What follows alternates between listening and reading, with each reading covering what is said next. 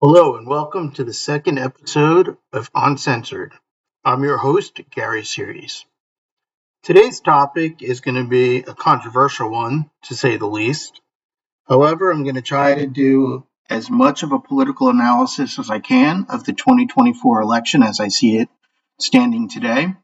With 35 days left, or 34 days, I should say, left in the election cycle, I don't think much is left to change unless we see an abysmal performance by either J.D. Vance or Tim Walz in the vice presidential debate.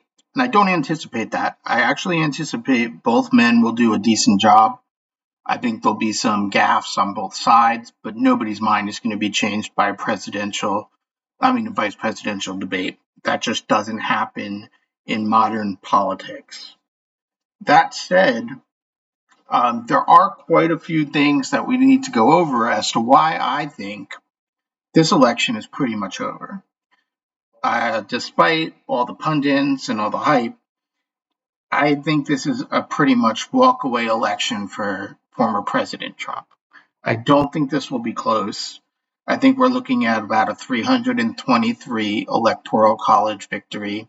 I'm not so sure if there's going to be a popular vote victory for President Trump, but it's going to be extremely close in the national popular vote, and I think it leans towards a popular vote. Now, this isn't just opinion. This is going to be based on facts, which I'm going to demonstrate here on the podcast today. For those of you that are watching on YouTube, you can follow along with the graphics. Those of you that are simply listening, I'm going to explain everything so that you won't feel left out here. I have a map up here right now on 270 to win, which allows you to create your own maps. And this is where I see the election at right now. I see 323 electoral votes for President Trump, and I see 215 electoral votes for Kamala Harris. Now, there's some on here that other pundits aren't even considering, and I'll explain why I have chosen what I've chosen. In particular, I see Nevada going to President Trump.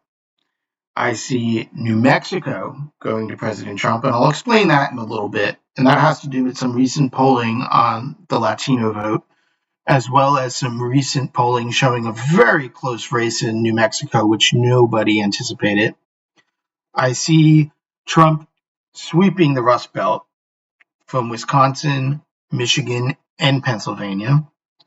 I see him taking Georgia. I see him keeping North Carolina relatively easily, despite all the pundits. I do see Kamala Harris still taking Virginia by a likely margin. Despite gains in Virginia, particularly when they elected Governor Youngkin, and despite some early polling when he was running against Biden of Trump being up in Virginia, Virginia is no longer a swing state. It is a Democratic state at the national level on every fundamental that you can possibly imagine. I do see some weakness in the Kamala Harris campaign, though, in other states that you may not even think would be weak, particularly Minnesota, which is Tim Walz's home state. Tim Walz is not the most popular person in his own state, as you might imagine. His liberalism is anathema to the largely rural population of the state. He's only won because of his outsized margins in the Minneapolis-St. Paul region. However, I do think that she will carry Minnesota, but I think we might not even know until the day after the election. I also think New Jersey is in play. Now, this is going to come as a shock to most of you because New Jersey is one of the bluest states in the country. I think ultimately Kamala Harris will prevail because of margins in Hudson County, margins in Mercer County, margins in Essex, and even Camden County. But I think all of these are going to be dwarfed by outsized margins in Monmouth, in Ocean County, in Atlantic County, which I actually see flipping to Trump, Cape May, Salem, Cumberland. These are all areas where actually Senator Menendez's recent ethical problems are going to be a drag on the ticket for Kamala Harris. However, I do see her prevailing by about a point or two, which is way underperforming her margin in 2020, or not her margin, the Biden-Harris margin in 2020. Another state I think is going to be much closer than people think is Rhode Island. And you're going to say, Rhode Island? Are you kidding me? That's the most Democratic state in the country. True, but it's also a very working class state. Kamala Harris is a very liberal, elitist type Democrat that appeals to college educated, upper class, and academics. Rhode Island does not fit that. I do think she will prevail because the overwhelming Democratic makeup of Rhode Island simply is too much for Trump to overcome. However, I think you're looking at maybe a 5 to 6 point victory as opposed to a 20 to 30 point victory that they had last time. Two other states I think that are going to be very interesting to watch, but I think that are actually going to flip to Trump, are going to be New Hampshire and Maine. New Hampshire would already be in the Trump column if it wasn't for some very biased polling. And right off the bat here, I'm going to say that anybody that pays attention to a Morning Consult poll needs to have their head examined. Morning Consult is probably the worst polling organization in America. They've never gotten anything right in any election for the past 10 years. They've been off on their polling consistently. They oversample Democrats by usually putting about 55 to 60% of their sample as Democrats, when in reality it should be more around 38 to 39%. New Hampshire has been trending Democrat in presidential elections, but not on the local level. And with inflation the way it is, I see New Hampshire flipping. Maine is a different story. Now, the Maine's first congressional district, and Maine is one of two states, along with Nebraska, that divides its votes, where an overall winner winning 2 votes, and the winner of each one of its 2 congressional districts winning a vote from each district. The first congressional district of Maine is going to go very strongly for Kamala Harris, very strongly.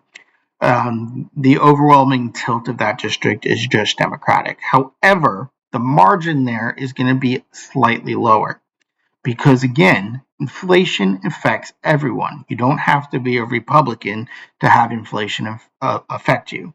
I don't think that these Democrats are suddenly going to start voting for Trump. I think they're going to stay home.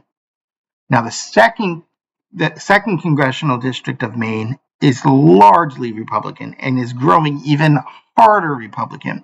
I think you're going to see a massive turnout in the rural areas. And I think that that's going to be enough to push Trump over. It's going to be the closest state in the country. I think that Trump will prevail between 0.5 point and 1 point. So that's where the map stands at this point. Now, how am I coming to these conclusions?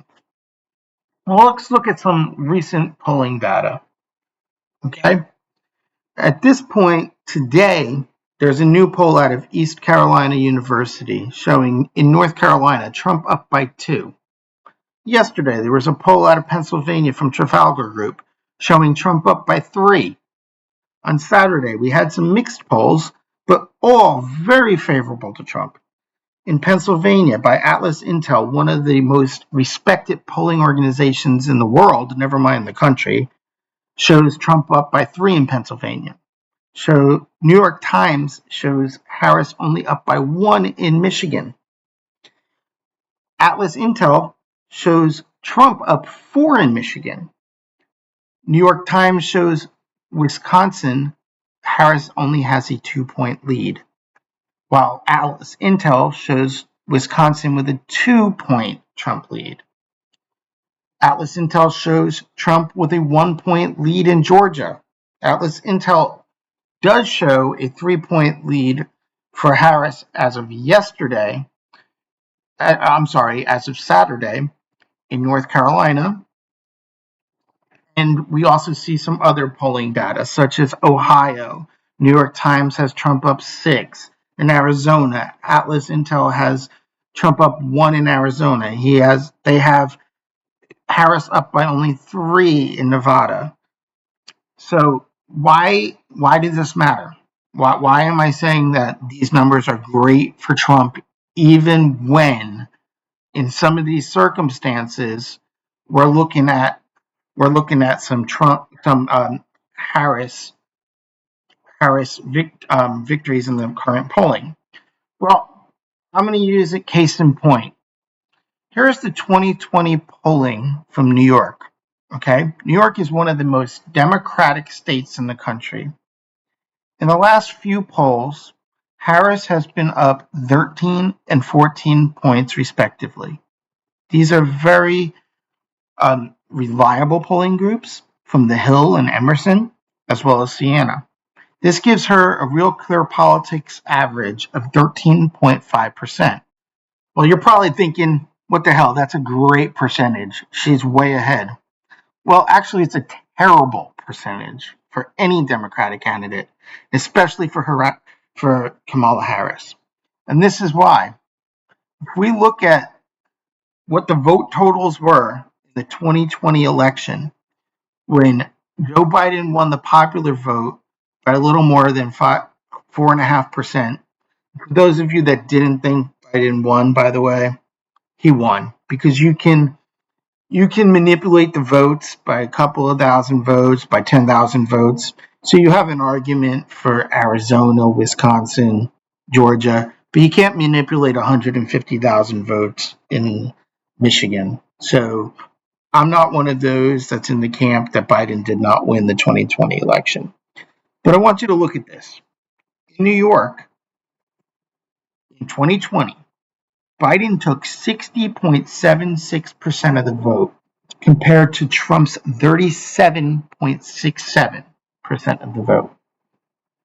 When you have Kamala Harris currently up only 13.5%, only 34 days away from the election, this is not 2020. This is not even 2016 when Hillary won by about 23 points. This is a wipeout. Now let's go to some of the swing states. In Wisconsin, the current Real Clear Politics average in Wisconsin is 0.8% for Kamala Harris. Now you're saying, okay, but she's up. Two things. Number one, in September 30th of 2020, Biden was up 5.5%. In 2026, Clinton was up 4.7% in the polling in Wisconsin. Polling in Wisconsin has been terribly off for Trump. Biden won in September of 2020. Won the election in 2020 by just about 14,000 votes, about 0.3%. And in 2016, Trump actually won in Wisconsin, despite the polling showing a 4.7% Clinton advantage. So when you have a polling advantage overall of 0.8% for Harris, and some polls lately actually showing Trump ahead in Wisconsin, whereas there were none at this point in time showing Trump ahead, you're looking at a 3 to 5 point Trump victory in Wisconsin. Wisconsin's not the only one, though. Let's look at Georgia. Right now, we're showing in Georgia Biden up 0.3%. This is before he dropped out, okay? Now, similar polling in Georgia has Trump slightly up now, okay? Let's go back to the map. In Georgia, in 2020, Biden won by only 11,779 votes, the closest election in the country. 49.47% to Trump's 49.27%. The polling at the time had Trump losing Georgia by approximately 3 points. That's not what the polling is showing now. Almost every poll is showing Trump beating Harris or tied, or Harris with maybe a 1-point lead. It's not going to be close, folks. He's going to win Georgia easily. Georgia and Wisconsin aren't the only ones. Look at Texas, okay? Now, Texas did go for Trump last time, but the polling in Texas at the time showed a neck-and-neck race between Biden and Trump. Trump is ahead of Harris in the polling right now by an average of 5.2 points. That means that they underestimated Trump last time around by about 5 to 6 points. This means that we're looking at a 10 to 11 point Trump victory in a state that Democrats have long wanted to win. This is where we come into the latest polling that came out today. That is just the absolute death knell for the Harris campaign. It was a comprehensive poll put out of the Latino vote. Latino men are now tied at 48% for Trump and 48% for Harris. Latinas are now at 41% for Trump and 59% for Harris. In 2020, Trump improved upon his 2016 votes among Hispanics. However, his Latino vote was still only around 34%. If he is tying among Latino men, we are looking at a landslide, folks. We're not looking at a close election. We're not looking at anything close to what the media is talking about. We're looking at a blowout. And Texas is a case in point. Arizona is another case in point. Trump has pretty much led in every single poll except for a really bad poll put out by Bloomberg lately that had Harris up 3, which threw off the average in the Real Clear Politics polling. Right now, Trump is at a comfortable 2-point lead in the polling for Arizona. To put this in perspective, in 2020, Biden was up at this day by 3 points. On election day, Biden won by only 10,457 votes. That is 49.22% for Biden and 48.91% for Trump. This underestimated Trump's support by about 4 points. So I'm looking for about a 5 to 6 point lead for Trump in Arizona. I think he will get a clear majority in Arizona. And coupled with the latest poll I cited about the Latino vote, I think you're not even going to have a close election in Arizona. Let's look now at New Mexico. Okay? New Mexico is currently showing an 8.5% lead for Harris. Now, that's a comfortable lead. I'm not going to say that. However, back in 2020, the polling showed that Biden was up by about 15 points. And the latest Rasmussen poll that we have available has shown a steady erosion of Harris's support in New Mexico, with her up only 6%. A plurality of New Mexico's population is Hispanic. And as cited before, she's rapidly losing the Hispanic vote. The Hispanic vote is becoming Republican. Let's go back and look at the election returns. Now look at the election returns from 2020. You had an 11-point Biden win, which means that Trump is outperforming the results by 5 points. While it will be close, I think New Mexico is going to flip. Another data point here is Ohio. Okay? Ohio is now a Republican state. It used to be the ultimate bellwether, the ultimate swing state. The average is reflecting that with an 8.2% Trump advantage when Biden dropped out. The latest Harris poll against him shows that he's up against Harris by about 5 points. However, let's look back in history. During the election of 2020, Biden was up by 4 points in the polling. Look how off the polls were in 2020. It wasn't close. Trump had 53.18% of the vote to Biden's 45.16%. You're looking about a 12-point polling differential. Trump is going to carry Ohio by about 15 points. You're going to see several counties switch over to Trump. You're going to see a closer margin in Cuyahoga County, which is home to Cleveland, because, like I said before, Democrats go to the grocery store too.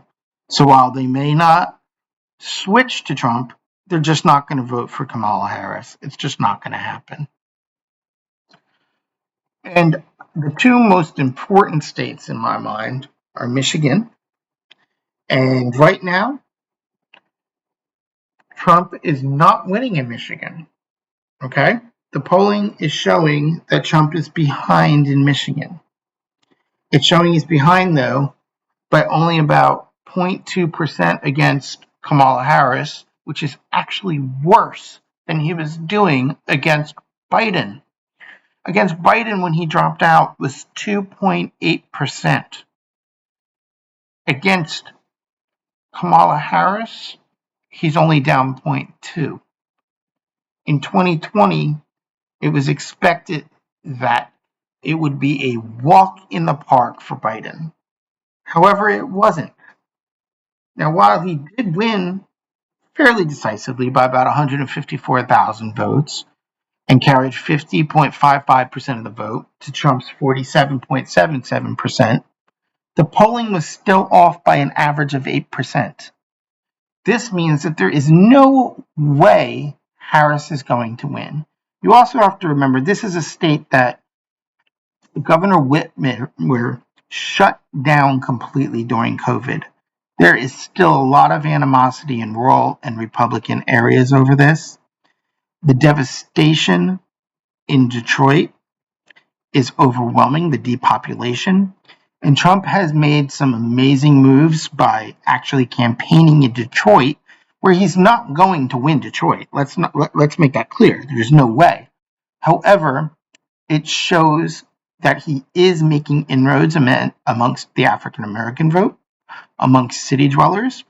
If he can reduce the margin in the cities in Michigan by about 1 to 2%, which I think he'll probably do more like 3 to 5%, he's going to carry Michigan rather comfortably. I think it'll be a 1 to 2 point advantage for him there. And finally, the most important state in the country right now is Pennsylvania. There is just no way there can be any sensible argument that Harris carries Pennsylvania. Registration in Pennsylvania since 2020 has swung rapidly towards the Republicans. In southwestern Pennsylvania, in Allegheny County, which is home to Pittsburgh, in Erie, Pennsylvania, registration of Republicans is up dramatically, while registration of Democrats is down dramatically. Independents are also swinging heavily towards the Republicans. The Real Clear Politics average is showing Trump ahead by 0.2% in Pennsylvania. Compare this with 2020, when Biden was supposed to win the state by 6.3%. On election day, Biden won, but with only 49.87% to Trump's 48.69%. We're talking about a 1.2 point margin. In my prediction, Pennsylvania will probably be called early in the night for Trump. It will not be close. I think it will be a 4 to 5 point victory. I think you might even see the senator here lose, Senator Casey, a very popular senator, lose to his challenger McCormick, as polling has showed a tied race there, and I think Trump will pull him over. And before we end this podcast, there is one state I do want to point out where I do think Trump is going to carry, but not comfortably. And that is going to be North Carolina. Last time, he carried North Carolina barely, 49.93% to 48.59% for Biden. The fundamentals favor Trump. He's not going to lose this state. As somebody who lives here and campaigns for the Republican Party here in the state, I can tell you that the fundamentals of the state in the rural areas, with the exception of northeastern North Carolina, are very heavily Trump, while the cities are very heavily for Harris. However, we have a major problem here in North Carolina. We have a very controversial gubernatorial candidate on the GOP side who has said some really outlandish things. While I'm still going to hold my nose and vote for Mark Robinson for governor, he has said things and done things that really are not very smart for a candidate to do, including going on a porn site calling himself a black Nazi. That's pretty much not a good, smart move when you're trying to become the governor of the state, in a state that's largely religious and where you have in urban areas that are going to automatically be opposed to you to begin with. I think this is going to be one of those rare cases where a gubernatorial candidate is actually going to be a drag on the top of the ticket, and Trump's percentage here will not be as high as I originally had thought. I thought Trump would win North Carolina with a comfortable 200 to 300,000 vote margin. I think the margin is likely to be more as it was in 2020, mainly because of Mark Robinson. I think he's likely to lose to Attorney General Josh Stein by about 15 points. It's going to be one of the biggest crushing defeats for a Republican candidate for governor in North Carolina. And that's a shame because Josh Stein is an extreme leftist. However, Mark Robinson has run a really terrible campaign. There's just no getting around it. He just has. Well, I hope you've enjoyed today's episode of Uncensored. If you would like to become a sponsor of this podcast, you can contact me. Information is in the editor's notes. You will get a mention during the podcast. You'll also get your link to anything you would like to have a link to in the editor's notes. I'll also promote you on Facebook. It's only $5 to participate in an advertisement during the podcast per episode. You can also subscribe for $25 for an entire month worth of promotions. Probably the cheapest advertisement you will find anywhere around. Also, you can donate through Patreon, or you can access the websites that I run where you can find some great merchandise of all kinds, novelty items, mugs, pillows, magnets, keychains, on any of the sites that I sell on, also found on the editor's notes. No matter where you're listening to this podcast, I ask that you subscribe. Subscriptions help the podcast. If you're on YouTube, that especially helps to monetize the podcast so that we can keep going. Thank you for sticking with us and hope you enjoy. Subscribe, and we will be putting out a new podcast soon. Everyone have a great day.